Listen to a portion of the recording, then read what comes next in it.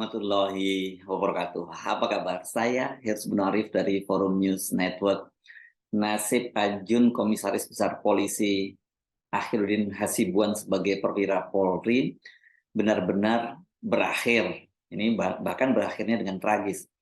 Gara-gara membiarkan anaknya Aditya Hasibuan menganiaya temannya yang bernama Ken Admiral, mantan kepala bagian Bin Ops Direktorat Narkoba Polda Sumut itu diberhentikan dengan tidak hormat, atau mereka sering menyebutnya PTDH, pemberhentian dengan tidak hormat, itu alias dipecat. Setelah dipecat sebagai anggota Polri, Akhiruddin ini juga bakal menghadapi peradilan pidana karena ada dugaan dia melakukan tindak pidana gratifikasi dan tindak pidana pencucian uang atau TPPU. Keputusan memecat AKBP Akhiruddin Hasibuan ini diambil setelah dia menjalani sidang komite etik yang digelar oleh Propam Polda Sumatera Utara. Akhiruddin, sebagaimana dikatakan oleh Kepala Bidang Propam Polda Sumatera Utara, Komisaris Besar Dudung Adiono, ini ya karena dosanya itu berderet ya sebelum munculnya kehebohan akibat kasus penganiayaan ini. Selama karirnya sebagai polisi, AKBP Akhiruddin Hasibuan itu tercatat ada 5 kasus yang ditangani oleh bidang Propam Polda Sumatera Utara.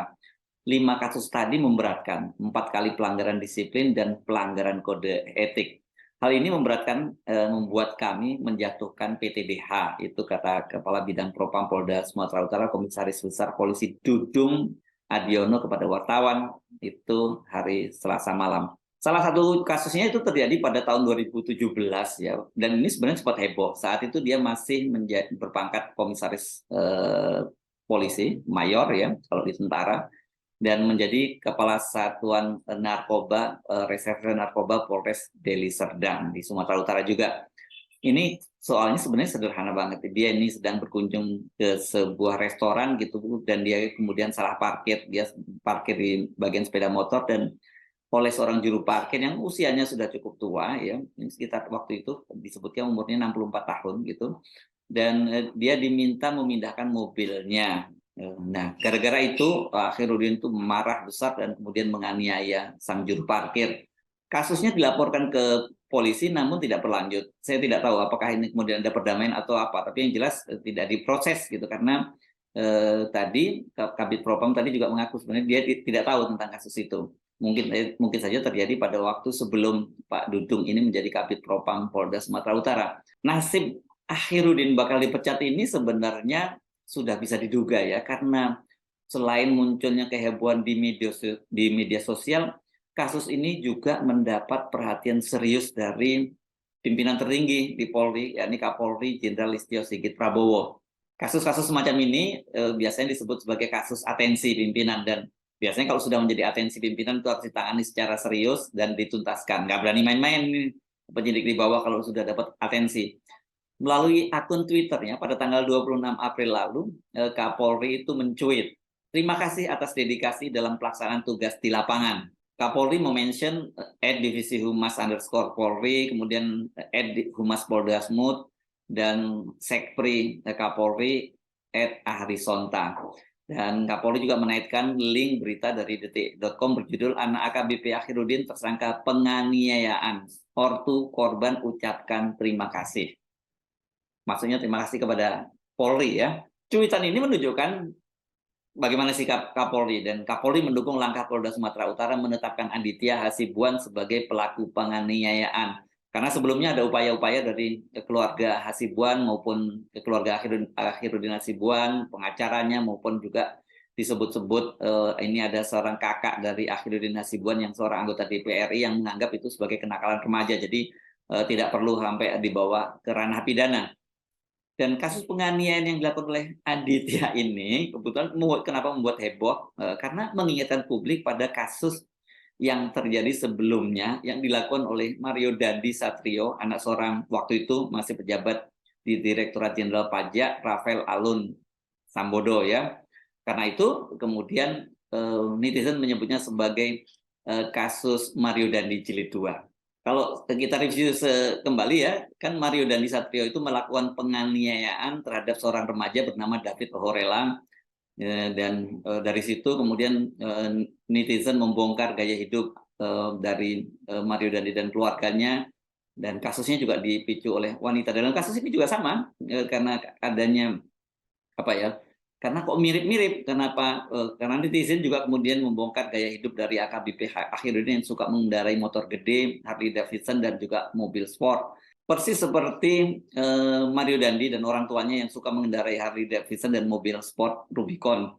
Gaya hidup Akhirudin ini tidak sesuai dengan profilnya sebagai perwira menengah Polri yang dalam LHKPN-nya atau laporan harta kekayaan penyelenggara negaranya ke KPK itu hanya mencantumkan harta kekayaan sebesar 467 juta rupiah saja.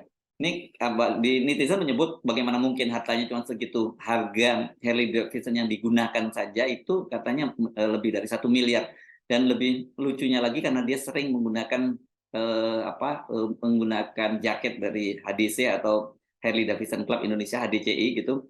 Dan itu udah HDCI Bandung, dan setelah dicek itu ternyata dia tidak pernah tercatat sebagai anggota Harley Davidson Club Indonesia, dan juga kemudian diketahui bahwa ternyata Harley Davidson yang dikendarainya itu adalah Harley Davidson bodong. Wah, ini memang pelanggarannya banyak sekali ya. Ya karena itu kemudian ya disebutnya sebagai Mario Dandi Jilid 2. Julukan yang tidak terlalu salah karena hampir semuanya mirip. Kasusnya juga dipicu oleh persoalan perempuan, dan kemiripan lain itu PPATK ini atau tim money laundering itu sesungguhnya juga sudah mengendus transaksi rekening Akhirudin dan anaknya yang tidak sesuai dengan profilnya. Jadi sebelum kasus ini meledak, PPATK sudah mengendus itu gitu, dan terus sedang mendalami. Ini persis seperti juga yang dilakukan PPATK terhadap Rafael Alun di Sambodo. Kalau Rafael Alun ini bahkan sebenarnya sudah berapa tahun sebelumnya sudah dilaporkan, tapi pada waktu itu alasan KPK karena